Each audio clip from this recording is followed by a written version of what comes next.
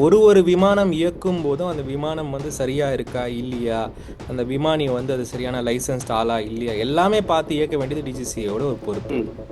இது வந்து தேவை முக்கியம்னு தெரிந்தும் கூட இந்தியாவில் இருக்கிற ஒரு ஏர்லைன் மட்டும் இதை வந்து இம்ப்ளிமெண்டே பண்ணல, அந்த இண்டிகோ.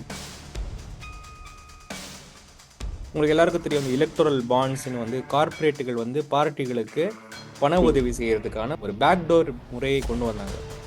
அந்த முறையில் பல வருடங்களாக இந்த இண்டிகோ நிறுவனம் எலக்டோரல் பாண்ட்ஸை வாங்குறதாகவும் அந்த எலக்டோரல் பாண்ட் பிஜேபி என்கேஷ் ஆகிறதும் நமக்கு தெரிய வருது. அது ரொம்ப கிளியராக ரெக்கார்ட்ஸில் இருக்குது. ஒரு மோனோபொலி உருவாக்கும் பொழுது அந்த மார்க்கெட்டையே நீங்கள் கேப்சர் பண்ணுறீங்க. அந்த கேப்சர் பண்ணது உங்களுடைய மக்களுடைய எல்லா உரிமைகள் மட்டுமல்ல, அவங்களுடைய செயல்பாடுகளையும் நீங்கள் வந்து கண்ட்ரோல் பண்ணக்கூடிய நிலைமைக்கு ஒரு கார்ப்பரேட் வளரலாம். உடல் வலிமையை உறுதி செய்யும் சிலாஜித், கவனத்தை மேம்படுத்தும் அஸ்வகந்தா மற்றும் உயிர் சக்தியை பெருக செய்யும் சஃபேடு முஸ்லி போன்ற இமயமலையின் மூலிகை பொருட்களை கொண்டு வந்து மிஸ்டர் பர்ஃபெக்ட் உருவாக்கப்பட்டுள்ளது. ஒவ்வொரு முறை உட்கொள்ளும் போதும் உடல் சக்தி, வலிமை மற்றும் மன வலிமை உறுதி செய்யப்படுகிறது. மா நேச்சுரல்ஸ் மூலம் மகிழ்ச்சியான தலைமுறைகள் உருவாகிறது. இப்போது மிஸ்டர் பர்ஃபெக்ட்டுடன் உங்கள் தலைமுறையும் வலிமையாகட்டும். எங்கள் வெப்சைட்டில் இருந்து உடனே ஆர்டர் செய்யுங்கள். வாட்ஸ்அப் எண்ணிலும் தொடர்பு கொள்ளலாம்.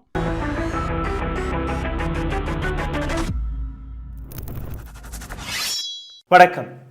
இண்டிகோ விவகாரம் ஏராளமான கேள்விகள், ஏராளமான சர்ச்சைகளை கிளப்பியுள்ளது. எப்படி ஒரு தனியார் நிறுவனம் அரசாங்கத்தின் கைகளை முறுக்கி காதை திருகி தான் நினைத்த விஷயங்களை சாதிக்கக்கூடிய வேலையை பார்த்திருக்கிறது.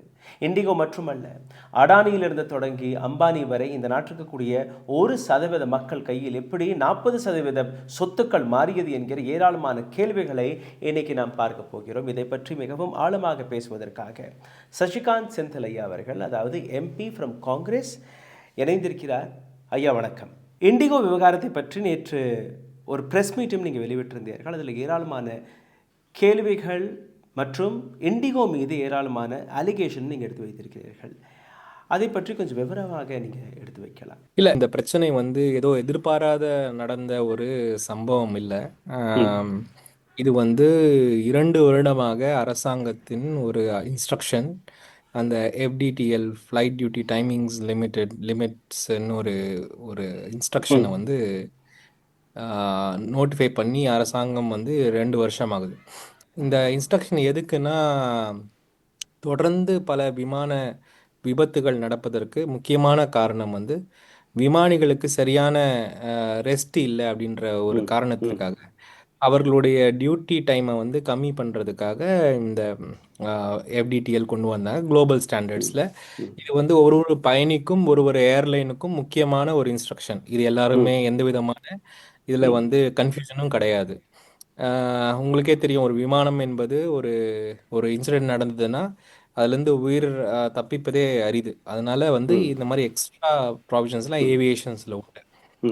எதுக்கு 2 வருஷமா டைம் கொடுத்தாங்கன்னா, ஏன்னா விமானிகளை உடனே வந்து நிறைய ரெக்ரூட் பண்ண வேண்டியது இருக்கும். ஏன்னா இருக்கிற விமானிகள் வந்து இப்போதான் டைம் விமானத்தை இயக்க முடியும்னு சொன்னால் மீதி அதுக்கு ஸ்பேஸ் இருக்கிறவங்கள நம்ம ரெக்ரூட் பண்ணி ஆகணும்.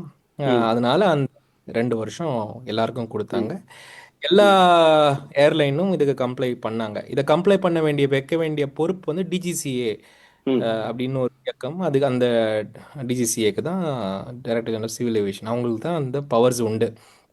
அவங்க வந்து ஒரு விமானம் இயக்கும் போதும் அந்த விமானம் வந்து சரியா இருக்கா இல்லையா, அந்த விமானி வந்து அது சரியான லைசன்ஸ்ட் ஆளா இல்லையா, எல்லாமே பார்த்து இயக்க வேண்டியது டிஜிசிஏவோட ஒரு பொறுப்பு. இப்போ இதுல வந்து ரொம்ப வேடிக்கையான விஷயம் என்னவென்றால், இது வந்து தேவை முக்கியம்னு தெரிந்தும் கூட இந்தியாவில் இருக்கிற ஒரு ஏர்லைன் மட்டும் இதை வந்து இம்ப்ளிமெண்டே பண்ணல, அந்த இண்டிகோ. அது ஏன் பண்ணல அப்படின்ற ஒரு பெரிய கேள்வி எல்லாரும் மனசுலயும் இருக்கு. என்னை பொறுத்த வரைக்கும் இண்டிகோ என்ன நினைச்சாங்கன்னா, நாங்க வந்து இதுல வந்து இந்த மார்க்கெட்ல வந்து பெரிய பிளேயர், 65% மார்க்கெட் ஷேர் எங்க கிட்ட தான் இருக்கு. அதனால நம்மள யாரும் வந்து ஆர்ம் ட்விஸ்ட் பண்ண முடியாது, அரசாங்கம் ஆர்ம் ட்விஸ்ட் பண்ண முடியாது, நாங்க வந்து எப்படி வேணா அரசாங்கத்தை ஆர்ம் ட்விஸ்ட் பண்ணலாம்னு ஒரு அசட்டு தைரியம் அந்த ஏர்லைன் வந்து ரெக்ரூட்டே பண்ணலை. இப்போ இதை நான் அசட்டு தைரியம் சொல்றதை விட ஏதோ ஒரு அட்ஜஸ்ட்மெண்ட் தான் நான் சொல்ல முடியும். ஏன்னா அரசாங்கத்தை வந்து நீங்க வந்து ஆர்ம் ட்விஸ்ட் பண்ணணும்னா உங்களுக்கு வந்து நிறைய கான்டாக்ட்ஸ் இருக்கணும், நிறைய விஷயங்கள் இருக்கணும். ம். இப்போ இண்டிகோவை பொறுத்த வரைக்கும் அவங்களுக்கு இந்த தைரியம் எங்க இருந்து வந்ததுன்ற ஒரு கேள்வி எல்லாருக்குமே இப்போ வருது. ம். அப்போ நாங்க என்ன சிவில் ஏவியேஷன் மினிஸ்ட்ரி கிட்ட வைக்கிறோம்னா, நீங்க வந்து இந்த 2 வருஷமா என்ன பண்ணீங்கன்றத மக்களுக்கு சொல்லுங்க. நீங்க வந்து ம். இது வரும்னு தெரியும், இது ம். இம்ப்ளிமெண்ட் ஆக போகுதுன்னு தெரியும், கூடிய டைம் கொடுத்தாச்சுன்னு தெரியும், ஒரு ஏர்லைன் வந்து ஒண்ணுமே பண்ணலன்னு உங்களுக்கு. அப்போ நீங்க என்ன பண்ணிட்டு இருந்தீங்க? ம். நீங்க ஒண்ணுமே பண்ணலன்னா 2 காரணம் தான். ஒண்ணு, நீங்க அவ்வளவு கையாலாகாத அரசாங்கமா இருக்கணும். ம். இல்ல, நீங்க வந்து அவங்களோட ஒரு அட்ஜஸ்ட்மெண்ட்ல இருக்கணும்.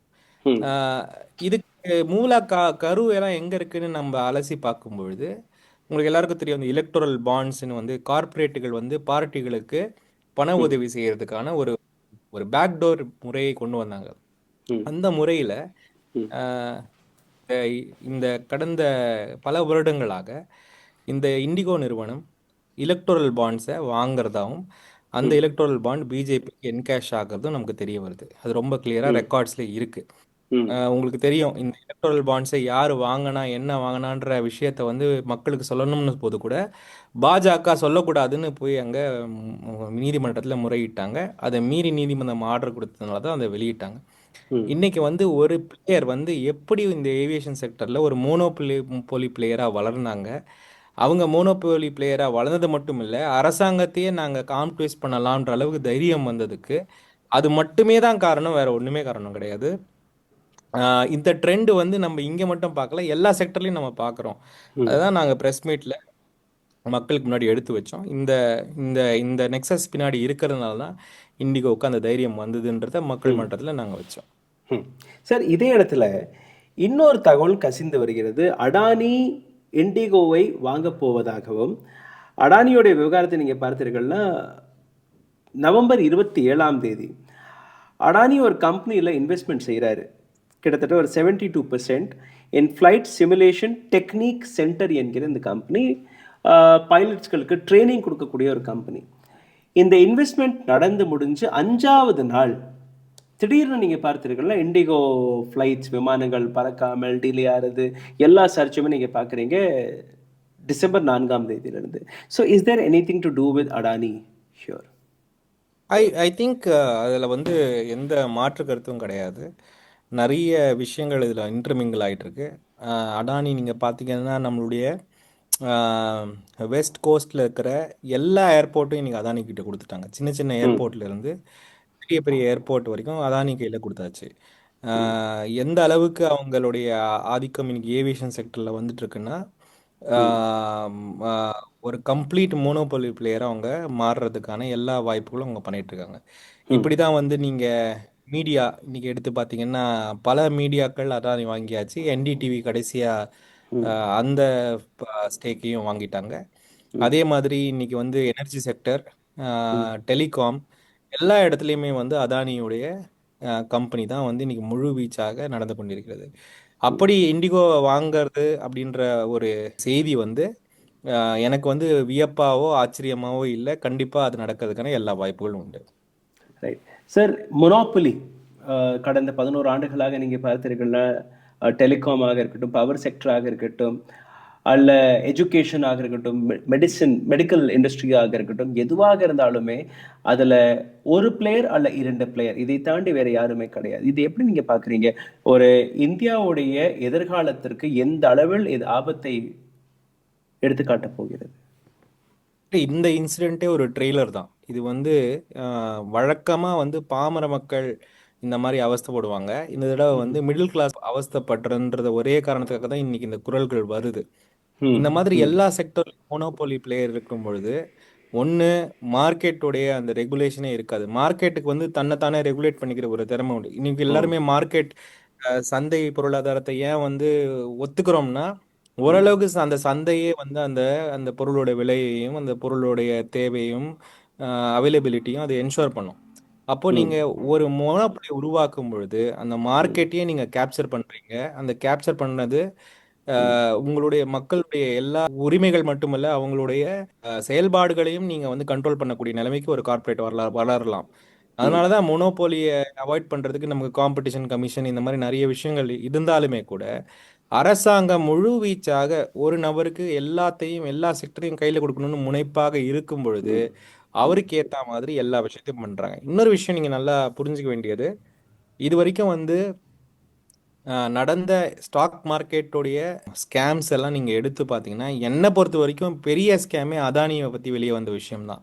ஆமா. ஆஹ் ஆஹ் கொஞ்ச நாளுக்கு முன்னாடி அந்த ஒரு மேற்கத்திய பத்திரிகை அவர்கள் அந்த அதானியோடைய மோடஸ் ஆப்பரண்டியை வந்து ரொம்ப ஓப்பனா எல்லா ம். பக்கமும் போட்டாங்க. அதாவது அவங்க எப்படி வந்து அவங்கள தன்னைத்தானே வந்து இன்ஃப்ளேட் பண்ணி மார்க்கெட்டை வந்து கம்ப்ளீட்டாக மிஸ்கைட் பண்ணி அந்த பணத்தை வந்து சிங்கப்பூர், அப்புறம் ஷேஷல்ஸ் ஐலண்ட், இந்த மாதிரி ம். பல இடங்கள் டாக்ஸ் ஹேவன்ஸ் வழியாக மறுபடியும் அந்த கம்பெனிலே இன்வெஸ்ட் பண்ண வச்சு இந்த மாதிரி முதலீட்டாளர்களை எல்லாம் ஏமாத்தி தான் அவங்க வளர்ந்தாங்க அப்படின்றது அதில் வெளியே வந்ததுக்கப்புறம் யூஎஸ்ல வந்து ஒரு எஃப்ஐஆரும் பதிவு செய்யப்பட்டது இவங்க மேலே. ம். இப்படிப்பட்ட ஒரு கார்ப்பரேட்டை தான் வந்து இவங்க மொனோபொலி பிளேயராக கொண்டு வராங்க. ஆஹ் உம் ரொம்ப பெரிய டேஞ்சர் இது. ரொம்ப ரொம்ப ரொம்ப பெரிய டேஞ்சர். இதுவே ஒரு அத்தியாவசிய ஒரு இடத்துல ஒரு எசென்ஷியல் கமாடிட்டிஸ்ன்னு சொல்லப்படுற ஆயில் அண்ட் கேஸ்லேயோ இல்லை வந்து ஃபுட் ஐட்டம்ஸ்லேயோ இந்த மாதிரி மொனோபொலி பிளேயர் இருந்தால் நாளைக்கு எல்லாருமே தடுகிணத்துவம் போட்டு போட்டு தான் ஆகணும். ம். ம். நிலைமைக்கு நம்ம வந்து இந்த அரசாங்கம் அவங்களுடைய பொருளாதார கொள்கையில் வச்சுருக்காங்க. தமிழ்நாட்டில் அடுத்த ஒரு சில மாதங்களில் தேர்தல் வர இருக்கிறது. பாஜகவை நீங்கள் பார்த்தீர்கள்னா கடந்த 2-3 நாட்களாக திருப்புரக்குன்றம் அந்த இடத்துல அவர்கள் செய்த ஹிந்து முஸ்லீம் என்கிற ஒரு விஷயம், இந்த இடத்துல தான் நாங்கள் கார்த்திகை தீபத்தை ஏற்றுவோம் என்கிற விஷயம். To you think BJP is restless? தமிழ்நாட்டில் பெரிய அளவில் இடத்தை பிடிக்க முடியவில்லை, ஏதாவது ஒன்று செஞ்சு எப்படியாவது உள்ளே வந்துடணுங்கிற ஒரு பதற்றத்தில் பிஜேபி இருக்கிறதா? தமிழ்நாட்டு அரசியலை, வரக்கூடிய தேர்தலை எப்படி நீங்கள் பார்க்குறீங்க? இல்லை, எனக்கு இந்த தேர்தலில் வந்து இப்போ பிஜேபிக்கு வந்து ஆம், எந்தவித ட்ராக்ஷனும் இல்லை. அது ம். கடந்த காலத்துலேயும் அது வந்து உறுதி செய்யப்பட்டது. அதற்கப்புறமும் அவங்க அரசியல் அவங்க மாற்றிக்கல. இதில் ம். முக்கியமான காரணம் என்னன்னா அவங்களுக்கு வேற அரசியலே தெரியாது. அதாவது ரைட். மக்களுடைய நலனோ இல்லை வந்து வேற விஷயங்களுக்காக மக்களோட நிற்பதோ அதெல்லாம் அவங்களுக்கு வந்து எந்த விதமான அரசியலும் தெரியாது.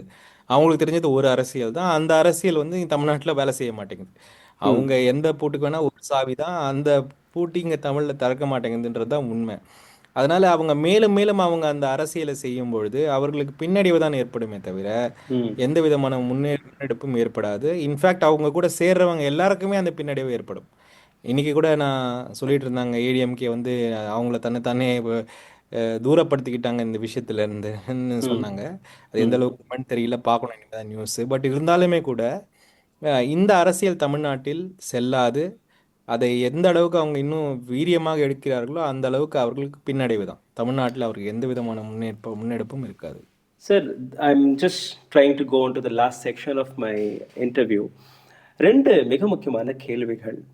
ராகுல் காந்தியோடைய vote சோரிக்கான அலிகேஷன் கிட்டத்தட்ட 3 ப்ரெஸ் மீட்ஸ்கள் கொடுத்தாரு. ஆனால் 3 ப்ரெஸ் மீட்க்கு அப்புறமும் நீங்கள் பார்த்தீர்கள்னா எதிர்க்கட்சிகள், முக்கியமாக சிவசேனாவாக இருக்கட்டும், என்சிபிவாக இருக்கட்டும், அல்ல டிஎம்சியாக இருக்கட்டும், ஆம் ஆத்மி கட்சியாக இருக்கட்டும், including DMK in that case, ஒரு பெரிய அளவில் எதிர்க்கட்சிகள் ஒன்று கூடாததற்கான காரணம் ஒன்று. ரெண்டாவது, ஏன் அவ்வளோ பெரிய அலிகேஷன் எடுத்து வச்சு கூட கிரவுண்டில் அதற்கான இம்பேக்ட் தெரியவில்லை?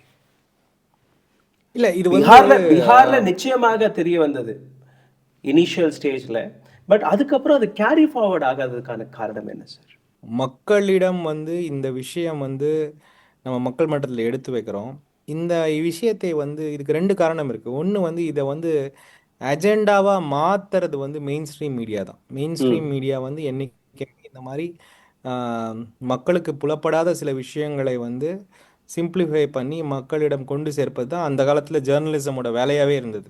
ஆமா. இன்னைக்கு அதுக்கு கம்ப்ளீட் மாறுதலாக இந்த எல்லா மீடியா ம். கம்பெனிஸையும் அதானி போன்றவர்கள் வாங்கியதனால், அதுவும் ஒரு மோனோபோலி பிளேயர் அங்கே இருக்கிறதுனால ம். நமக்கு வந்து இந்த விஷயங்கள்லாம் அஜெண்டாவாக மாற மாட்டேங்கிறது. அப்புறம் 2வது, கண்டினியூஸாக உங்களை மடைமாற்றம் செய்து கொண்டே இருக்கிறார்கள். ஒரு ம். நாளும் இன்னைக்கு கூட பாருங்க, பார்லிமெண்ட்ல வந்தே மாதரம் பத்தி 10 அவர் பேசுறாங்க. ம். வந்தே மாதரம் வந்து எல்லோருடைய ஒரு ஒரு ஒரு ஆன்மாவின் ஒரு குரலாக மாறி பல வருடங்கள் ஆகிறது. ஆமா. இன்னைக்கு வந்து அதை வந்து டிஸ்கஸ் பண்ண வேண்டிய அவசியம் என்ன? நீங்க ம். வந்து வந்தே மாதரத்துக்கு ஒரு பாராட்டு தெரிவிக்கணும்னா எல்லாரும் சேர்ந்து அதை வந்து கொண்டாடுவோம். 10 ம். அவர் அதை பத்தி டிபேட் பண்ற அளவுக்கு அவங்களுக்கு ம். என்ன இருக்காங்க? அதுல வந்து நீங்க காங்கிரஸ் வந்து இதை பண்ணீங்க அதை பண்ணீங்கன்னு சொல்றது, அதாவது வந்து வந்தே மாதரம்ன்ற வார்த்தையை வந்து முழக்கமாக கொண்டு வந்தது காங்கிரஸ், வச்சிருக்கிறது காங்கிரஸ், அஹ், அதற்காக உழைத்தவர்கள் காங்கிரஸ், அதற்காக ஜெயிலுக்கு போனவங்க காங்கிரஸ். அவங்களுக்கு எதிராக நீங்கள் வந்து ஒரு ஒரு அரசியல் முனைப்பாக இந்த மாதிரி நான் என்ன சொல்றேன்னா, அரசியல் முனைப்பு பண்ணுங்க, மக்களுக்கு தேவையான விஷயங்களை நீங்கள் பேசுங்க. ஆனால் ம், அதெல்லாம் விட்டுட்டு இந்த மாதிரி மடைமாற்றம் செய்வது, இதை இப்போ மீடியா பாருங்க 2 நாள் அப்படியே ஓட்டுவாங்க. இப்படி ம், பண்ணி பண்ணி மக்களுடைய தேவைகள் எதுவோ அதிலேருந்து ம், மடைமாற்றம் செஞ்சு ஒரு ப்ரோபகேண்டாவை தான் நடத்துறாங்க. அதனால தான் ம், இன்னைக்கு வந்து அந்த இஷ்யூ வந்து பெரிய இஷ்யூவா மாற ம், முடியல. மடைமாற்றம் கண்டினியூஸாக செய்யறது. ரெண்டாவது வந்து மக்களுடைய தேவைகளும் வந்து ரொம்ப அஹ், வேலை இல்லாத திண்டாட்டம், விலையேற்றம், இந்த மாதிரி பல விஷயங்கள்ல மக்கள் வந்து ம், தவிக்கிறதுனால அவங்களால இந்த ஒரு ஹையர் ஆர்டர் இஷ்யூவை பார்க்க முடியல. அதுவும் ஒரு ம். ஒரு காரணமாக நான் மக்களை வந்து என்ன தொடர்ந்து இருந்தாலும் திசை திருப்பக்கூடிய வேலையை பார்த்துட்டே இருக்கிறாங்க, அப்படித்தானே? கண்டிப்பாக கண்டிப்பாக கண்டிப்பாக ம், ஊடகம் வந்து அதோடைய வேலையை செய்யவில்லை என்பதுதான் உண்மை. ம், ஒரு அரசியல் கட்சி வந்து ஒரு அளவுக்கு அந்த விஷயங்களை கொண்டு வந்து மக்கள் மன்றத்தில் போகலாம். ம், ஆனாலும் கூட இன்னைக்கு காலகட்டத்தில் மீடியா வந்து கண்டினியூஸாக அதுக்கு அகெயின்ஸ்டாக வேலை செய்கிறதுனால இப்போ நாங்கள் வந்து வெறும் பாஜக கூட மட்டும் சண்டை போடல, இன்னைக்கு மீடியா ஸ்பேஸோடய நாங்கள் சண்டை போட்டுட்ருக்கோம். உங்களை மாதிரி ம், ஏதாவது இண்டிபெண்ட் ஊடகங்கள் தான் வந்து இன்னைக்கு ம், யூடியூப் இந்த மாதிரி சோஷியல் மீடியா கிடைக்கிற ட்ராக்ஷன் தான் இன்னைக்கு மக்களிடம் வந்து உண்மையாக போய் சேர்க்கின்றது தவிர வேறு எதுவுமே இல்லை. ஸோ அதெல்லாம் ஒரு மேஜர் காரணம் இந்த மாதிரி விஷயங்கள் எல்லாம் இஷ்யூ ஆகாது இருக்கிறதுக்கு. இப்போ இதில் வந்து யாருக்கு தோல்வின்னு கேட்டிங்கன்னா, நாட்டுக்கு தான் தோல்வி, நாட்டுக்கு தான் ம், ஒரு பெரிய பின்னடைவு. இந்த மாதிரி கடைசியில் போய் முட்டுச்சந்தில் நம்மளை வந்து தள்ளும்போது தான் நமக்கு அது தெரிய போகுது, அது எங்கே போய் எப்படி ம், முடியுதுன்ட்டு. ம். My last question for this evening is எஸ்ஐஆரை பற்றி ரொம்பவே சீரியஸான ஒரு சில விஷயங்கள், சர்ச்சைகள் வர தொடங்கி இருக்கு. முக்கியமாக நீங்க பார்த்தீர்கள்ல, வெஸ்ட் பெங்கால்ல இருந்து ஒரு 25 லட்சம் நபர்களுடைய பெயரை நீக்கியதாக ஒரு சர்ச்சை.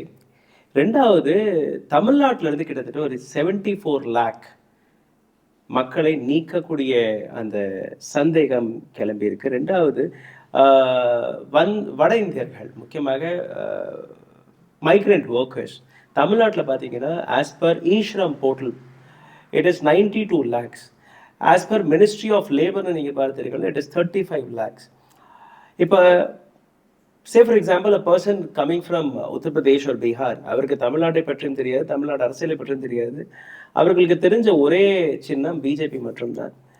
அப்படி அவர்கள் தமிழ்நாட்டுடைய ஓட்டர்ஸ் லிஸ்ட்ல சேர்க்கப்பட்டார்கள்னா எந்த விதமான விளைவுகள் பார்க்கப்படும்? ரெண்டாவது, எஸ்ஐஆர் அதை வைத்து எந்த விதமான அரசியலை பாஜக செய்து வருகிறது?